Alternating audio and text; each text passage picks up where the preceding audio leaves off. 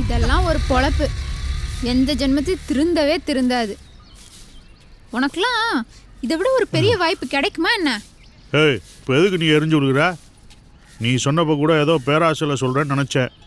ஆனால் ஐயா 1க்கு 2 தடவை சொன்னப்போ ஏதோ நல்லது இருக்கும்னு நினச்சி கையெழுத்து போட்டேன். என்ன மாமா சொல்ற? நிசமாவா? பிரசிடண்ட் பதவிக்கு கையெழுத்து போட்டேன். உண்மையாதான் சொல்றியா? ஐயோ, அது எப்பேற்பட்ட பதவின்னு உனக்கு தெரியுமாயா? அதெல்லாம் தெரியாது. ஐயா போட சொன்னாரு, போட்டேன். மாமா,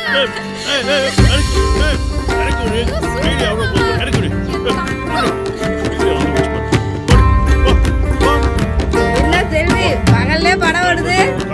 ரொம்ப கொட்டு புரியாதடி, என் குழந்தை தாங்க மாட்டாரு.